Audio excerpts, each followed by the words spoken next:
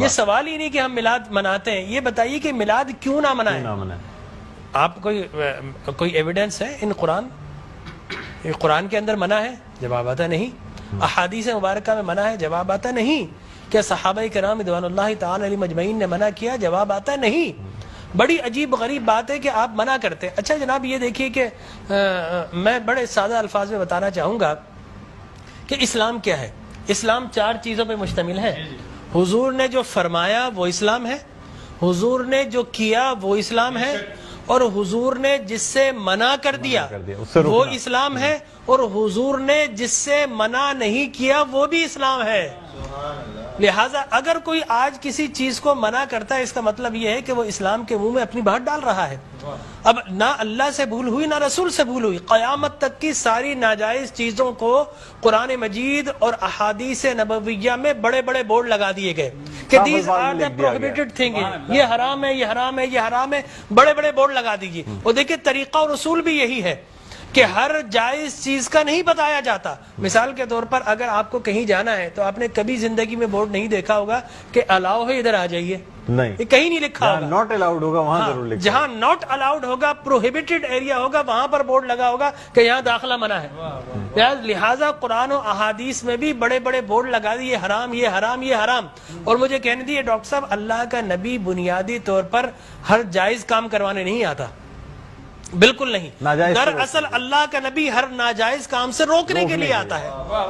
اگر جائز کام کی اگر جائز کام کروانے آتا اور جائز کی فہرست بنتی تو قرآن 30 پاروں پہ ہی 30,000 پارے بھی کم پڑ جاتے کہ یہ بھی جائز، یہ بھی جائز، یہ بھی جائز، یہ بھی فہرست، ایک پوری فہرست بن جاتی۔ کہاں تک ہم قرآن حفظ کرتے؟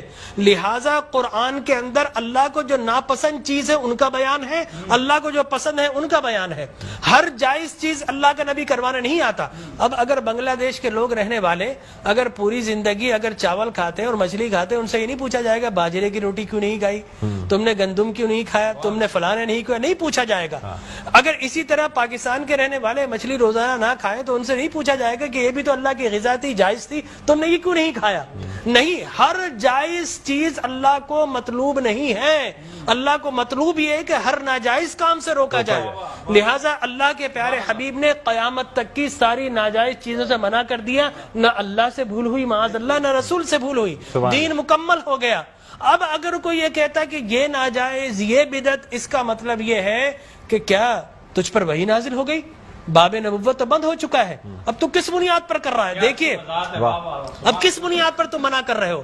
اور میں آپ کو بتاؤں ڈاکٹر صاحب، یہ دین کا مسلمہ اصول ہے کہ کسی چیز کے جواز کے لیے کوئی ضعیف حدیث بھی کافی ہے، لیکن کسی چیز کے حرام یا بدعت ہونے کے لیے قرآن اور احادیث کی نص قطعی چاہیے آپ کو، اور حدیث متواترہ چاہیے، اس کے بغیر آپ کسی چیز کو حرام نہیں کر سکتے، اس لیے کہ اسلام گلا گھونٹنے کے لیے نہیں آیا، اسلام تو راحتیں دینے کے لیے آیا ہے۔ لہٰذا جو ناجائز چیزیں تھی اسلام نے وہ منع کر دی 1400 سال پہلے۔ اب اگر کوئی کہتا ہے کہ جناب آپ میلاد کیوں مناتے ہیں، تو میں کہتا ہوں یہ سوال ہی نہیں، بڑے احمق لوگ ہیں جو جائز کی دلیل مانگ رہے ہیں۔ ارے بھائی دلیل تو ناجائز کی ہوتی ہے، لہٰذا آپ ناجائز کی دلیل دیجئے کہ قرآن میں منع کیا کہ احادیث میں، بلکہ اب میں یہ کہتا ہوں اس بات کے بعد آپ قرآن پڑھیے، اللہ تبارک و تعالی نے 5 نبیوں کا میلاد قرآن میں بیان کیا ہے۔ حضرت آدم علیہ الصلوۃ والتسلیم کے میلاد نامے قرآن کے 5 رکوع پر متفرق، پہلا واقعہ ہی میلاد نامہ آدم ہے، فرشتوں کو جمع کیا، میں آدم کو پیدا کرنے والا ہوں، کیا کریں؟ سیلیبریشن کرو۔ آدم کی ولادت کا موقع، نفخت فیہ من روحی فقعوا لہ ساجدین، جیسے ہی میں یہ آنکھ کھول دے، یہ پیدائش ہو جائے، ولادت ہو جائے، تو تمہیں کیا کرنا ہے؟ اس کو سجدہ کرنا ہے۔ اللہ تبارک و تعالیٰ فرماتا ہے کل مجمعون الا ابلیس، سارے فرشتوں نے سیلیبریٹ کیا، آدم کو سجدہ کیا سوائے ابلیس کے۔ تو معلوم یہ ہوا کہ جس نے میلاد منایا اللہ نے اسے نورانی قرار دے دیا، اور جس نے انکار کیا اللہ نے اسے شیطانی قرار دے دیا۔ سبحان اللہ، سبحان اللہ۔ لہٰذا اسی طرح میں 2 منٹ بس، اسی طریقے سے سورہ قصص میں حضرت موسیٰ علیہ الصلوۃ والتسلیم کی میلاد نامہ اللہ نے 28 ابتدائی آیات میں بیان کیا. اور حضرت یحییٰ علیہ الصلوۃ والتسلیم کا میلاد نامہ سورہ مریم میں کیا سلام علیہ یوم ولدا، سلام ہو یحییٰ پر کس دن؟ جس دن وہ پیدا ہوئے. لہذا نبی پیدا ہو رہا تو اللہ سلام بھیج رہا ہے. اور پھر حضرت عیسیٰ فرماتے والسلام علیک یوم ولدت و یوم اموت و یوم ابعث حیا، سلام ہو مجھ پر جس دن میں پیدا ہوا. سرکار نے فرمایا. اور پھر اللہ تبارک و تعالی نے ووالدین وما ولد کہہ کر حضور کے میلاد کو بیان کیا. اور حضرت مریم کی میلاد کو اللہ نے سورہ آل عمران میں بیان کیا. پھر سرکار نے فرمایا کہ میرے غلام الجمعۃ عید للمسلمین. لوگ کہتے ہیں 2 عیدیں، تیسری عید مل گئی. حضرت عمر بن خطاب سے پوچھا کہ یہ الیوم اکملت لکم دینکم، یہ آیت ہمارے نبی پر نازل ہوتی تو ہم 2 عیدیں مناتے، ہم تو بطور عید مناتے.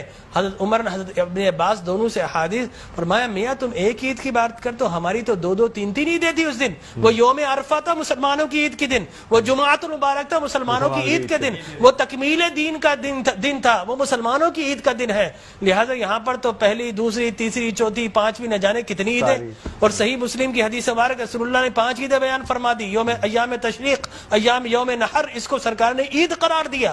لہٰذا معلوم یہ ہوا کہ سرکار دو عالم. اور پھر میں عرض کر رہا تھا کہ آدم پیدا ہوئے، فرمایا الجمعۃ عید للمسلمین، جمعہ مسلمانوں کی عید کا دن. فرمایا رسول اللہ کیوں؟ فرمایا فیہ خلق آدم، اس لیے کہ اس دن تمہارے باپ آدم پیدا ہوئے. معلوم ہو آدم پیدا ہو تو عید کا دن، اور جس دن فخر بنی آدم پیدا ہو ہزاروں عیدوں کا عید. یہ عید بھی ہے اور یقینی طور پر جشن بھی ہے. دیکھیے حضرت عیسیٰ ابن مریم علیہ الصلوۃ والتسلیم پیدا ہوتے نا، اللہ تبارک و تعالی حضرت مریم کے پاس پینے کے لیے کچھ نہیں تھا. اللہ فرماتا وَحُزِّ إِلَيْكِ بِجِذْعِ النَّخْلَةِ تُسَاقِطْ عَلَيْكِ رُطَبًا جَنِيًّا، اے مریم گھبرا مت، اللہ کے میرا نبی آنے والا، اس کی ولادت ہونے والی ہے. یہ سوکھا ہوا درخت ہے، اس کو ہاتھ تو لگا. حضرت مریم جیسے ہی ہاتھ لگاتی ہے اللہ تبارک و تعالی میلاد عیسیٰ کی خوشی میں اس کو ہرا بھرا کر دیتا ہے، وہ پانی جاری و ساری کر دیتا ہے. تو اللہ تبرک بھی دیتا ہے، اللہ تبارک و تعالی اسے سیلیبریٹ بھی کرتا ہے. تو یقینی طور پر میلاد النبی صلی اللہ علیہ وسلم کے اگر جواز کی آپ بات کریں گے صبح ہو جائے گی.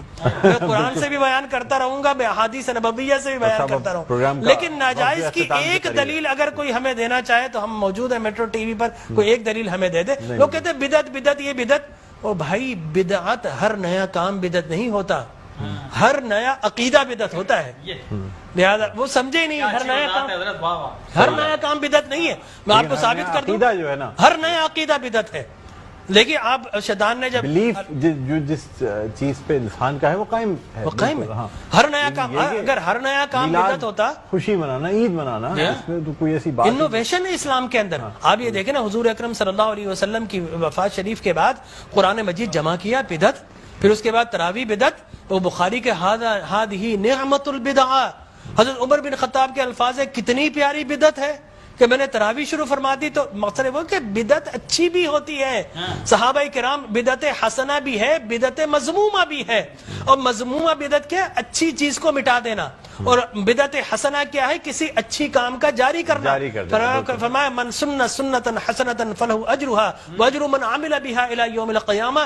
جو کسی اچھی سنت، اچھے کام کو جاری کرتا ہے، اس کے بعد قیامت تک اگر لوگ اس کام کو جاری رکھے تو اس بگنر کو اللہ تبارک و تعالی اجر و ثواب عطا فرماتا ہے. سبحان اللہ. ہماری ٹرانسلیشن کا